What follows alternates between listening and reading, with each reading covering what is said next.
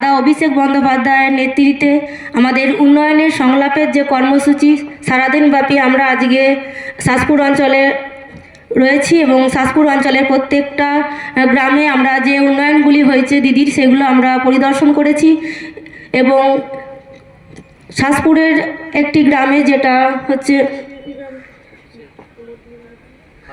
খাররা গ্রামে আমরা উপস্থিত হয়েছিলাম। সেখানে আমরা মধ্যাহ্নভোজন করেছি।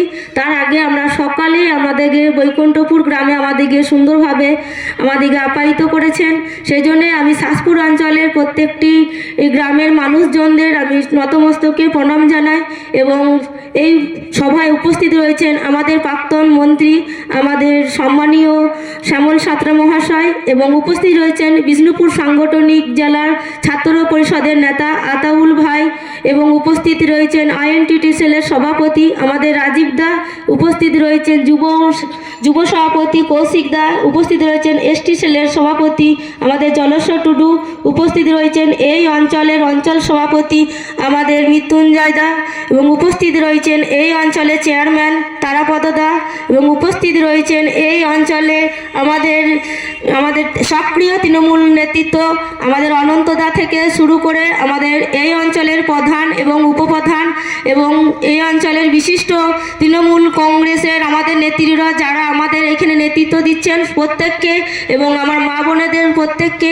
যথাযোগ্য সম্মান জানিয়ে আমি দু চারটি কথা বলছি।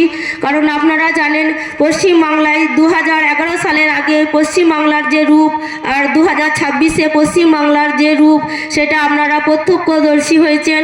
আপনারা জানেন মাননীয় মুখ্যমন্ত্রীকে আপনারা 2011 সালে আশীর্বাদ করেছিলেন এবং 2011 সালের পর থেকে আমাদের দিদি মমতা বন্দ্যোপাধ্যায় আমাদের পশ্চিমবাংলার মানুষদের জন্য নানা রকম প্রকল্পের মাধ্যমে আমাদেরকে পরিষেবা দিয়ে যাচ্ছে।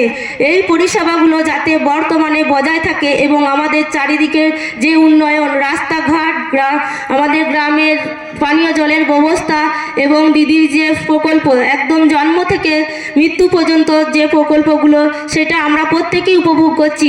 আমাদের বিশেষ করে আমরা মহিলারা দিদির আমরা অনুগত একদমই, কারণ দিদি আমাদের মহিলাদেরকে আগিয়ে নিয়ে যাওয়ার জন্য আমাদের স্বনির্ভর দলের মাধ্যমে আমাদেরকে কোটি কোটি টাকা লোনের মাধ্যমে আমাদেরকে স্বনির্ভর করে তুলেছে। সেই জন্যে আমরা প্রত্যেকটা মহিলা কিন্তু দিদির কাছে আমরা একদমই অনুগত।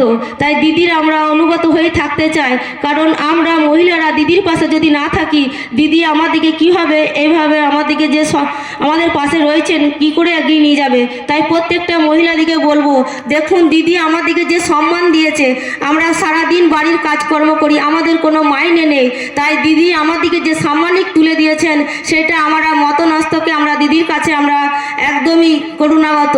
তাই প্রত্যেকটা মহিলাকে বলবো যাতে দিদি আমাদের পাশে থাকে সেই দিকে আমাদেরকে লক্ষ্য রাখতে হবে।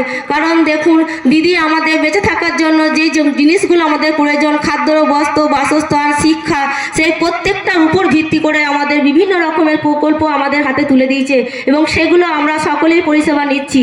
আর তার মাঝে এই কেন্দ্রের যে সরকার, বিজেপি সরকার, দাঙ্গাবাজ সরকার মাঝে মাঝে আসছে, এসে আমাদের কাছে এসে নানা রকমের প্রলোভন দেখাচ্ছে। আপনারা জানেন যে নোটবন্দির মাধ্যমে আমাদের সারা পশ্চিমবাংলার মানুষকে কিভাবে লাইনে দাঁড় করিয়েছিল, আপনারা দেখেছেন প্রত্যেকেই। সারা কি পেরেছে আমাদের পশ্চিমবাংলা থেকে কালো টাকা উদ্ধার করতে পারেনি, তবুও আমাদেরকে একদম একটা বিস্ময়কর পরিস্থিতির মধ্যে ফেলে দিয়েছিল। আমরা সকলেই সেটা উপলব্ধি করেছি, আমরা প্রতিবাদ করেছি। তারপরে দেখুন আমাদের বাংলা ভাষার বিরুদ্ধে উনি একদম চুপচাপ হয়ে বসে আছেন যে আমরা নাকি বাংলায় কথা বলতে পাবো না। তাই বলি আমরা পশ্চিমবাংলায় আমরা বাংলায় মাকে মা বলে রেখেছি, আর এই পশ্চিমবাংলায় আমরা বাংলা কথা বলতে পাবো না, তার বিরুদ্ধেও আমরা প্রতিবাদ করেছি। আপনারা দেখেছেন আমাদের যে মাথার উপর যে ছাদ, আমাদের আবাস যোজনার ঘর যেটা রাজ্য কেন্দ্র মিলে আমাদেরকে দেয়া হতো 60-40 রেশিওতে, সেই আবাস যোজনার ঘরের টাকা ওই কেন্দ্রীয় সরকার বন্ধ করে দিয়েছিল। আপনারা জানেন আমাদের কর্মসূচি যে এই কর্মশ্রীর মাধ্যমে যে আমরা 100 দিনের কাজ করেছি, সেই 100 দিনের কাজের টাকাও কেন্দ্রীয় সরকার বন্ধ করে দিয়েছিল। আমরা আবাস যোজনার টাকা ও কেন্দ্রের যে আমরা গিয়েছিলাম সেখানে গিয়ে আমরা আন্দোলন করে এসেছি এই আবাস যোজনার জন্য আর আমাদের 100 দিনের কাজের টাকার জন্য, কিন্তু কোনো ফল আমরা পাইনি। বর্তমানে আমাদের সরকার মমতা বন্দ্যোপাধ্যায় নিজস্ব তহবিল থেকে আপনাদেরকে 100 দিনের কাজের টাকা আমাদের হাতে তুলে দিয়েছে এবং আবাস যোজনা হাতে টাকা আপনাদের হাতে তুলে দিয়েছে। তাই প্রত্যেক মহিলাদেরকে বলবো, দেখুন যাতে মমতা বন্দ্যোপাধ্যায় থাকে, মমতা বন্দ্যোপাধ্যায় যাতে আমাদের চতুর্থবারের জন্য মুখ্যমন্ত্রী হয় সেই দিকে আপনাদেরকে লক্ষ্য রাখতে হবে। আর দেখুন আমাদের মা বোনেদিকে বলবো, আমরা যে স্বাস্থ্যসাথী কার্ডটি আমাদের বাড়িতে আছে সেই কার্ডের হেডে কিন্তু আমাদের মহিলাদিকে কিন্তু হেডে রাখা হয়েছে, কারণ মহিলাদিকে একটা সম্মান দিয়েছে দিদি, সেই সম্মানটা আমাদেরকে মাথায় রাখতে হবে। আর ওই স্বাস্থ্যসাথী কার্ডের 5 লক্ষ টাকা আমরা মহিলারা বিনা পয়সায় আমরা বড় বড় নার্সিংহোমে চিকিৎসা করাতে পারছি।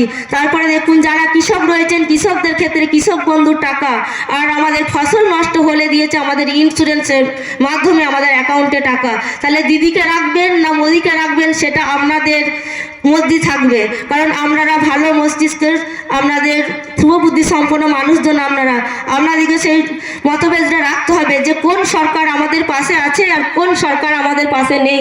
আপনারা জানেন আমরা আপদে বিপদে যখন আমরা পড়ি তখন আমাদের পাশে তৃণমূল কংগ্রেসের ছেলেরা আসে। আর এই কিছুদিন আগে দেখলেন যে আমরা SIR ফর্ম আমাদের পাড়ায় পাড়ায় গিয়ে ফর্ম ফিল আপ করেছি BLO 2 এর মাধ্যমে। এই সম্বন্ধে কিন্তু আমাদের যে বিজেপি ছেলেরা আছে তারা কিন্তু আসেনি, আমাদের দলীয় তৃণমূল কংগ্রেসের ছেলেরা আপনাদের পাশে দাঁড়াইছে এবং আপনাদেরকে সহযোগিতা করেছে। আর ওই SIR মাধ্যমে ওরা চেয়েছিল আমাদের ভোট কাটতে, তাই আমাদের কি সঠিক পরিচয়পত্র নেই, তবু তারা SIR, আগে SIRও হয়েছে কিন্তু তখন 2 বছরের মাধ্যমে, আর এখন SIR 2 মাসের মাধ্যমে করতে চাইছে, যাতে করে আমরা বিভ্রান্ত হই এবং আমরা সর্বশান্ত হই।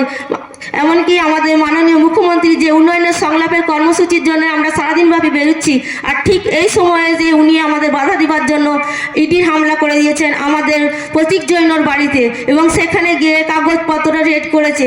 আপনারা প্রত্যেকেই সেগুলো অবগত আছেন, কারণ জানেন যে আমাদের মাননীয় মুখ্যমন্ত্রী সবসময় আমাদেরকে রক্ষা করে যাচ্ছে, কিভাবে আমাদের পশ্চিমবাংলার মানুষকে রক্ষা করা যায়।